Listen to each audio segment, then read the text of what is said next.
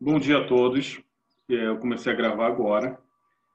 Nossa aula ela dá continuidade ao assunto de Guerra Fria. É uma coisa estranha porque a apostila de vocês já fechou o assunto Guerra Fria, mas a Guerra Fria continua sendo o nosso assunto, já que a gente vai falar sobre o processo de descolonização da Ásia e da África. Antes de mais nada, a gente tem que falar sobre o que foi essa colonização, esse movimento colonizador europeu durante o século XIX, que é um pouco diferente, é mais tardio, do que o processo de colonização da América, que foi no século XVI. Então, a partir do final do século XV, começo do século XVI, a gente tem um processo de colonização da América Portuguesa e América Espanhola. E, é claro, a independência desse território foi muito anterior, foi no século XIX. Né? Uma parte deles foi durante o século XIX. Então, gente, e é claro, dos Estados Unidos ainda no século XVIII, mas quando a gente fala aqui de descolonização da Ásia e da África, é um processo muito mais recente. É o chamado neocolonialismo ou imperialismo, né, que foi o processo de conquista desses territórios na África e na Ásia, visando, é claro, os interesses e das potências industriais europeias, principalmente Inglaterra, a Alemanha recém-unificada, Holanda, Bélgica, e foi assim catastrófico. Já tivemos essa aula sobre imperialismo. Se você quiser dar uma olhada ou aprofundar um pouco mais sobre esse assunto, eu disponibilizei na plataforma Moodle para essa semana o texto de apoio chamado Imperialismo. Então, o que se buscava no imperialismo, né, nesse processo imperialista? A gente deve lembrar que os portugueses e holandeses já estavam na África, por exemplo, desde o século XVI. Né? Os portugueses construíram várias fortificações, né, várias feitorias no decorrer do litoral africano para auxiliar no processo na viagem para as Índias Orientais. E nas Índias Orientais, ou seja, na Ásia, os portugueses também construíram colônias, mas eram colônias comerciais. O objetivo de Portugal nessas regiões era conquistar território para servir de base para o comércio. Ou seja, eram pequenos territórios, não era nada grande, né? Não eram territórios imensos. Então, a possessão portuguesa na Índia eram duas cidades, Goa, Diu, né? uma vila em Calicut, uma no Ceilão, uma em Malaca, o que é hoje Singapura, também teve povoamento português ali. Na China, Macau, né, que foi devolvido em 1986. O Timor-Leste, que também foi colônia portuguesa, mas sempre para ser uma base para o comércio, entrepostos comerciais. Já no século XIX, não, a gente vê a conquista do território inteiro. Se Portugal ficava só no litoral e algumas feitorias, no século XIX, a Inglaterra, a Bélgica e próprio Portugal e Espanha, que eram já potências coloniais decadentes, vão também expandir sua dominação. Principalmente Portugal vai expandir sua dominação sobre Angola, Moçambique. Eles vão tomar o interior desses países, interior da África. No caso da Ásia, a gente vê que já existiam civilizações com Estado estabelecido. Tá? A China era um império. A Índia, na verdade, não existia a Índia, como a gente conhece hoje. Na verdade, o subcontinente indiano, a gente pode chamar assim aquela região, que hoje inclui os modernos Índia, Paquistão, Bangladesh, Nepal e Sri Lanka, na verdade, eram vários principados, vários territórios meio que independentes uns dos outros. Tinha também território do Grão-Mogol, que era dos muçulmanos, descendente dos generais mongóis do Gengis Khan. Então, assim, a Índia não é um país, na época, quando os ingleses chegam no século XVIII, não é um país com um governo único. São vários reinos, principados, são vários governos, independentes uns dos outros, alguns hindus, outros muçulmanos.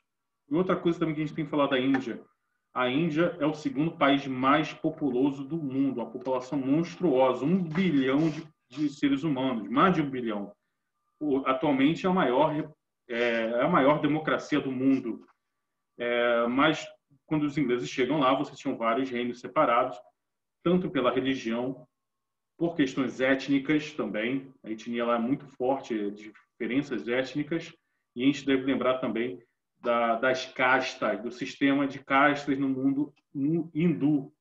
Quando a gente fala de hinduísmo, né, qual é a religião do indiano? Você pode até falar, são hinduístas. Isso aí é uma construção do Ocidente. Não existe uma religião chamada hinduísmo. Na verdade, o que aqui no Ocidente a gente chama de hinduísmo são centenas de milhares de religiões, tá?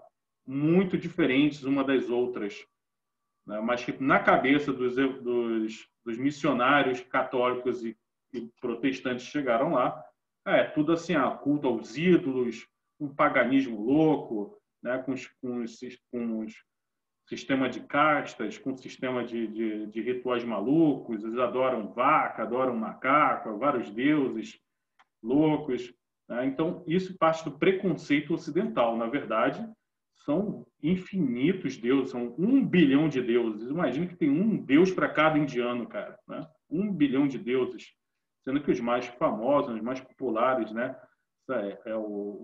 É aquela trindade que eles chamam do brahmanismo, né? O Brahma, o criador, o Vishnu, o protetor, e Shiva, o destruidor, né? É uma dialética cósmica de renovação constante do universo, muito diferente do cristianismo aqui no Ocidente. E, é claro, tem o islamismo, que é muito forte também na Índia e que vai também provocar um racha na sociedade e criar o Paquistão e o Bangladesh, né? São de maioria absoluta muçulmana. Então, gente, tendo um pouco disso em mente, a gente vai falar então sobre o que vai levar ao fim da dominação imperialista. Primeiro, né, de tudo, é a Segunda Guerra Mundial, né? Esse movimento de descolonização, ele começa a partir do final da Segunda Guerra Mundial. Quando o Churchill dá aquele grande discurso no parlamento britânico, que é transmitido por rádio, e aí eletriza, né, os ingleses para ter força, coragem para suportar os ataques covardes do nazismo, bombardeando duramente as cidades britânicas, o Churchill ele conclama, né, diz assim, olha, que o novo mundo e que as colônias vêm em socorro do velho mundo. Então ele conclama as colônias britânicas a salvarem a Europa. E é claro, o novo mundo está se referindo aos Estados Unidos, né, e a alguns países da América, para lutar contra o nazismo. Então, vejam bem, ele está chamando tanto a América quanto as colônias britânicas na África, na Ásia, na Oceania e até na América mesmo, né?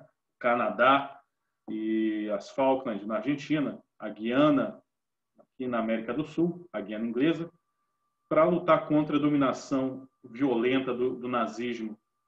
Mas, se vocês parar para pensar, o que os nazistas estavam fazendo na Europa, os britânicos fizeram na Índia, fizeram na África, os holandeses fizeram na África, os belgas fizeram na África.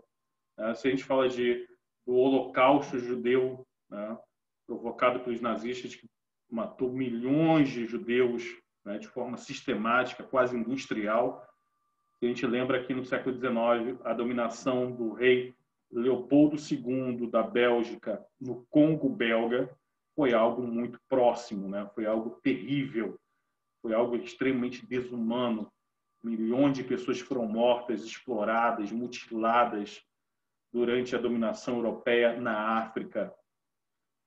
Se falava-se mal do Japão invadindo os países da Ásia, a gente deve lembrar também que a dominação francesa no que é hoje o Vietnã, a dominação inglesa na Birmânia, a dominação holandesa na Malásia foram extremamente cruéis também. Ficava uma coisa assim, meio hipócrita. A Europa criticava o Japão por invadir. Não estou defendendo o Japão não, tá, gente? Por favor. Tá? A gente tem que se posicionar sempre contra dominação imperialista de qualquer forma, qualquer exploração de um país mais forte contra países mais fracos. Mas é isso que soava hipocrisia, né? Os japoneses acusavam os europeus de hipócritas. Vocês brancos podem e estão criticando a gente, né? Então, quando se termina, é vencido o Reich, quando se é vencido a Itália, quando se é vencido o Japão, então não faz sentido, né, os europeus que se utilizaram da ajuda dos asiáticos, de colônias africanas para combater esses inimigos, continuarem ainda explorando de maneira extremamente cruel a Ásia e a África, sempre roubando as suas riquezas naturais, explorando mão de obra mais barata, impondo costumes, religião, língua aos povos dominados, humilhando esses povos, né? Não deixando que eles tenham o que a gente chama de autodeterminação dos povos, né? Que cada povo siga o seu caminho, a sua independência, a sua liberdade. Então, o que vai levar a essa luta por independência, né? O que vai favorecer? Primeiro, a Europa enfraquecida após a Segunda Guerra Mundial, enfraquecida, tem que se reconstruir, a economia em frangalhos, e manter colônias era um próximo ponto caro. O nacionalismo que vai surgir na luta contra por exemplo, o do Vietnã, que a gente deu exemplo semana passada da Guerra do Vietnã, quando os vietnamitas liderados por Ho Chi Minh lutaram contra os japoneses, contra o Império Japonês, criou-se um espírito de nacionalismo, de querer ter um país para sua nação, não subjugado a outro mais forte. E isso também se estendeu aos franceses e depois se estende aos americanos também. Então, tem a ideia que a ONU vai defender a autodeterminação dos povos, que eu acabei de falar, que cada povo tem que lutar, tem que ter o seu próprio estilo de vida, ser soberano sobre suas decisões particulares, nacionais.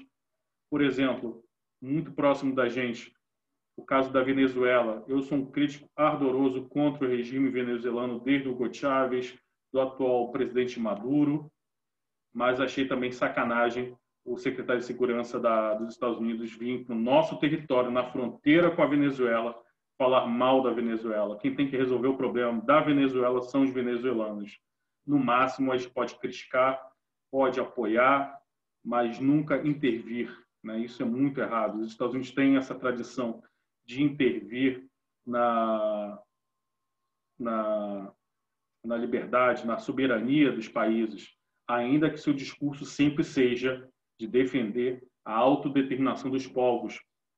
Então, e é claro, a Guerra Fria, o contexto da Guerra Fria, porque os Estados Unidos e a União Soviética vão ser contra essa dominação imperialista. Eu falei para vocês que a França chegou até mesmo a fazer uma chantagem com os Estados Unidos com relação ao Vietnã. Falou assim, se vocês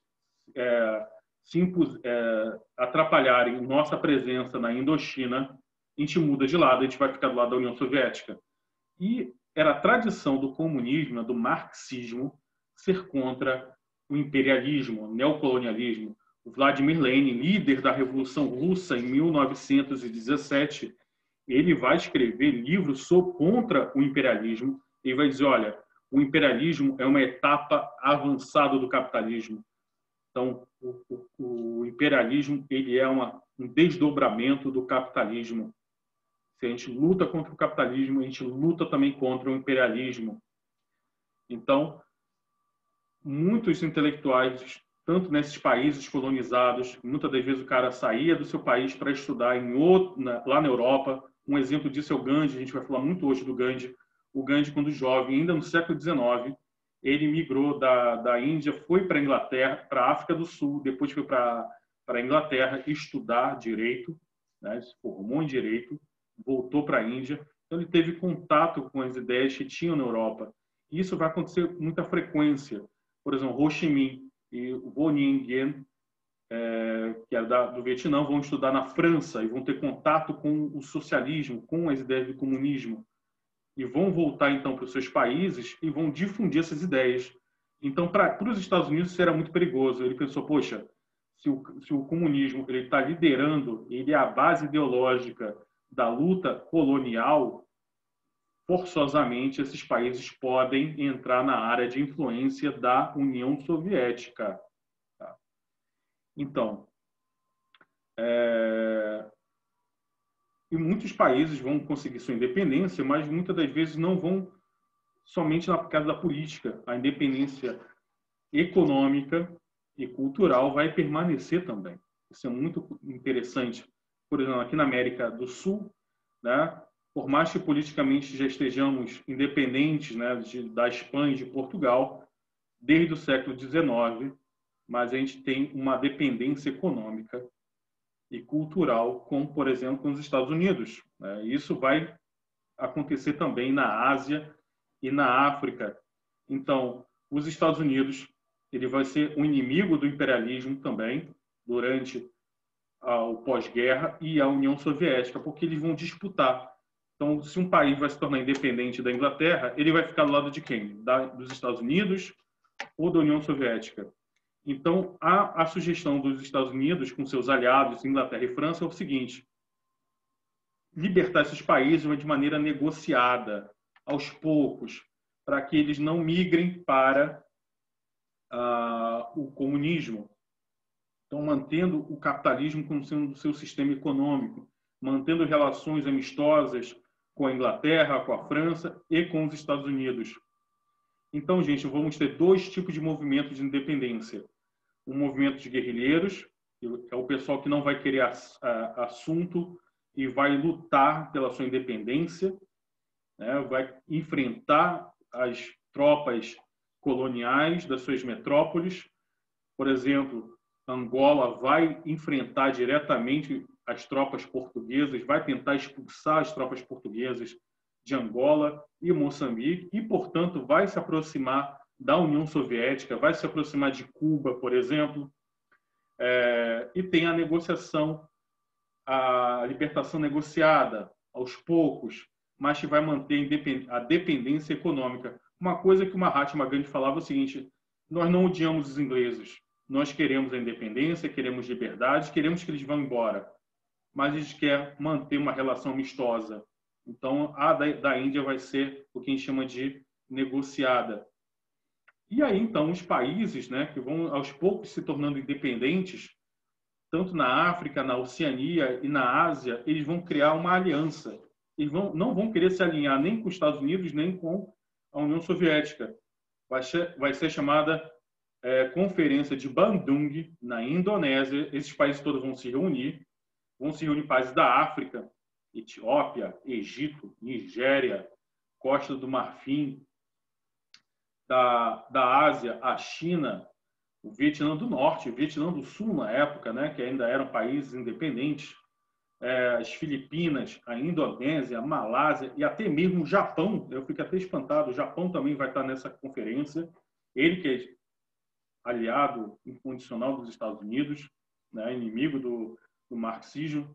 Então, eles vão fazer uma conferência e vão fazer o seguinte: ó, a gente não vai se alinhar nem com um nem com o outro.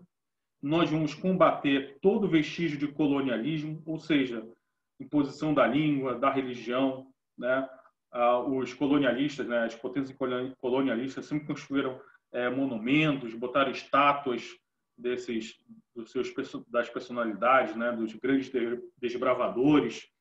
E a gente vê esse ano, né, com o Black Lives Matter, esse movimento contra a segregação, contra o racismo, contra a violência policial contra negros, também se expandiu. A gente viu também em outros países, principalmente aqui da América do Sul, do Caribe, né, destruindo símbolos da opressão colonial. E até mesmo dentro dos Estados Unidos, destruíram a estátua do Cristóvão Colombo como sendo o símbolo do colonialismo.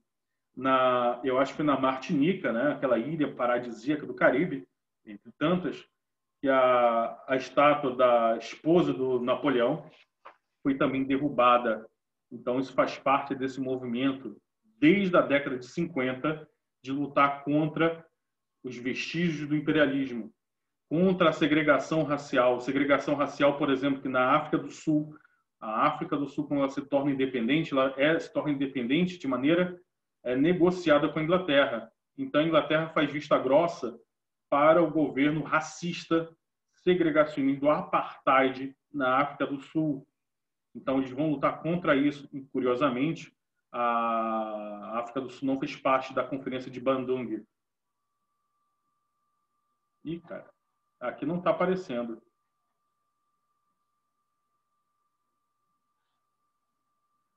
Aqui não está aparecendo. O Álvaro.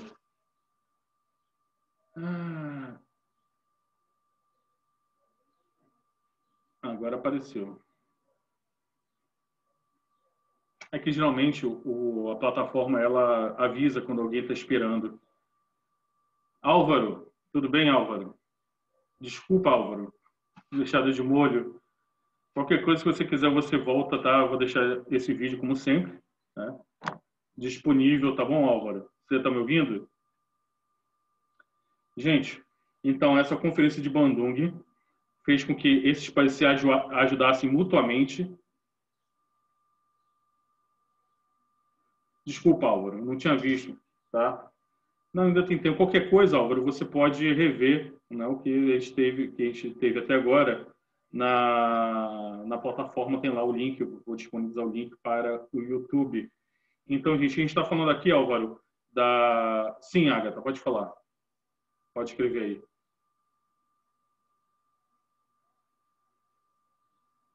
Puxa, ele está doente, o Fred? Ele não estava bem, né? Teve um dia que ele faltou. Tá bom. Qualquer coisa, vocês passem para ele, tá? Comentem com ele alguma coisa. Eu sei que ele vai estar ligado, assim, na apostila, coisa e tal. Ele é sempre muito participativo. Então, melhoras para ele. Ele falou do que ele está sentindo? Ele estava passando mal? Gente, então, essas colônias... Ok. Essas colônias, então, vão tentar ajudar umas às outras, principalmente, né? Por exemplo, a Cuba vai ter um trabalho muito forte, né, de mandar soldados, armamento, remédios na luta, por exemplo, principalmente na África, contra o imperialismo português. E aí surge o termo terceiro mundo. Antigamente, não sei se ainda hoje, né, as pessoas usam tal coisa é de primeiro mundo. O VLT do Rio de Janeiro é uma coisa de primeiro mundo. Álvaro, nosso assunto de hoje é sobre imperialismo, sobre as lutas de descolonização da Ásia e da África após a Segunda Guerra Mundial. Os países da África e da Ásia que ainda continuavam sendo colônias de países europeus, começaram então um movimento de luta de independência, né? A gente fala que o Brasil foi colônia de Portugal, né? A gente se tornou independente em 1822, mas, por exemplo, Angola só se tornou independente de Portugal em 1975, faz pouquíssimo tempo, 45 anos apenas. A Nigéria se tornou... Ontem a Nigéria estava comemorando 60 anos de independência da Inglaterra. Sim, independência ou morte ou revolta, é isso mesmo, né? Como cada país, então, da Ásia e da África vai lutar contra esse imperialismo através de guerrilha, de enfrentamento com as tropas leais ao governo europeu, ou através de uma negociação. Vamos falar agora, mais importante que do caso asiático, do caso indiano, da Índia, porque a grande figura, né, do século XX, o século XX foi repleto de figuras horrorosas. Adolf Hitler, Mussolini, Francisco Franco da Espanha, Salazar de Portugal, o Stalin, tem que botar o Stalin, né? na União Soviética, Pol Pot no Camboja, pessoas horrorosas, né? Monstros mesmo. Mas também tivemos alguns casos de seres humanos que até hoje nos inspiram a um mundo melhor, de menos desigualdade, mais justiça. Um caso desse, talvez, que vai influenciar outros também. Se a gente fosse botar assim, o top 3 assim, dos caras que salvam a humanidade no século XX, Mahatma Gandhi, o Madiba na África do Sul, o Mandela, e o pastor luterano Martin Luther King nos Estados Unidos, lutaram contra a desigualdade, contra a injustiça, contra o apartheid, contra o racismo. Até hoje são símbolos E o Mahatma Gandhi ele vai influenciar o Mandela na África do Sul, porque o Mandela começa com uma guerra, ele começa como revolucionário guerrilheiro, né, de luta armada contra o governo racista horrível da África do Sul.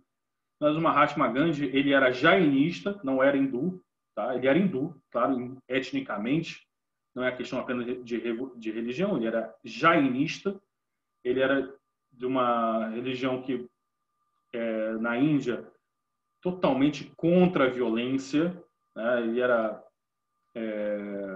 vegetariano, era totalmente pacifista. Então, a partir da década de 20, ele começa um processo de luta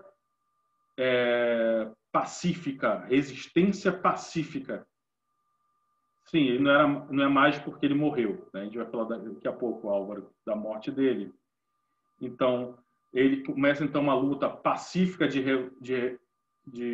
sem apelar para a violência. Sim, pode fazer, Álvaro, sua pergunta. Temos tempo, eu acho. Então, como é uma luta pacífica? Boa, ótima pergunta. Como é que é uma luta pacífica? Então, era desobediência civil. Ele vai pegar ideias de um cara chamado Thoreau, né, que era um filósofo que defendia a resistência, né? Se o povo se sente oprimido, se o povo se sente explorado pelo governo, ele não é obrigado a suportar a injustiça. Esse é o princípio que vai inspirar, por exemplo, os Estados Unidos a lutar contra a Inglaterra. Então, Mahatma Gandhi teve contato, quando ele se formou na Inglaterra, com essas ideias, combinou com a filosofia da religião dele, de luta pacífica, de não violência, o Ahimsa, de o quê? De boicotar. Olha só, os ingleses, quando os ingleses dominaram a Índia, os ingleses invadiam as casas para pegar os teares manuais, né, os teares de madeira, porque era costume da Índia, todas as famílias fabricavam sua própria vestimenta de maneira artesanal. Só que a Inglaterra queria vender os seus tecidos industrializados para os indianos, né? Forçando os indianos a comprar esses tecidos. Tecido ruim, tecido não tem nada a ver com a cultura indiana. A cultura indiana com seus tecidos coloridíssimos, de excelente qualidade.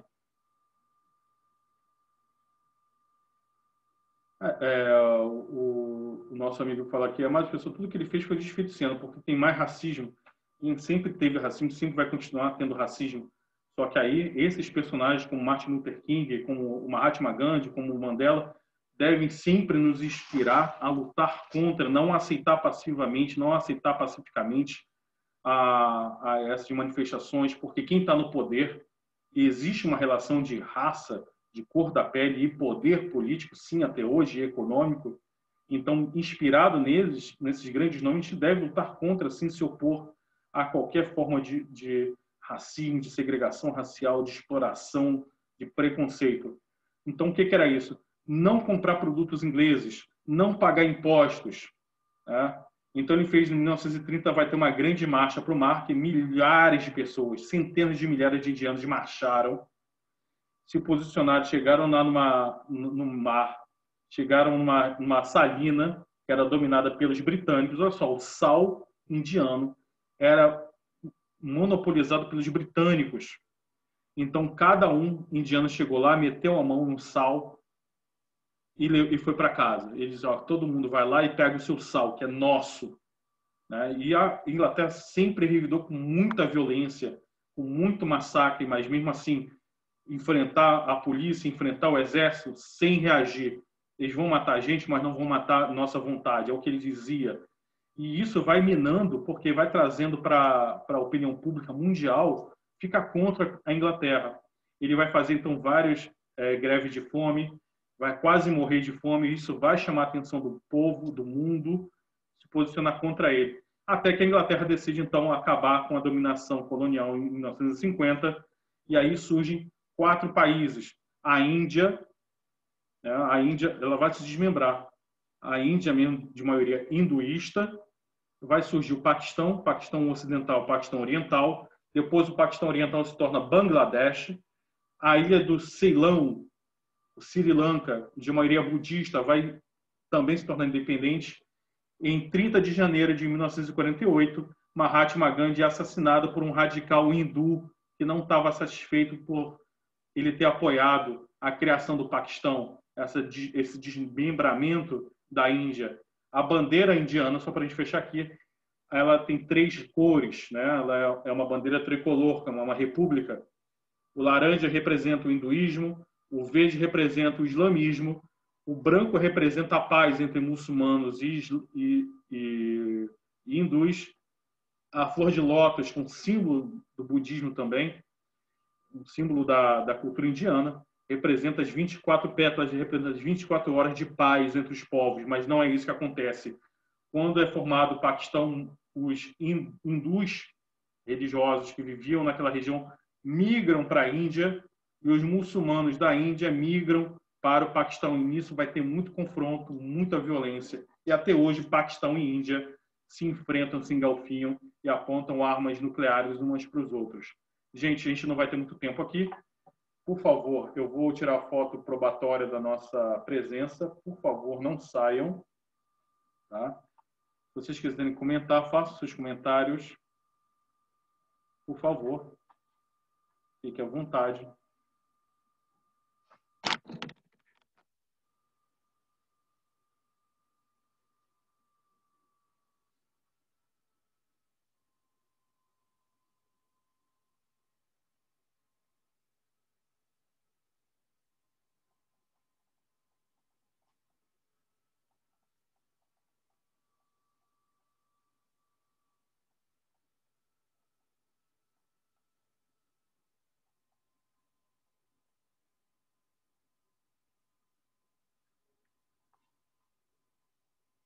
E vocês?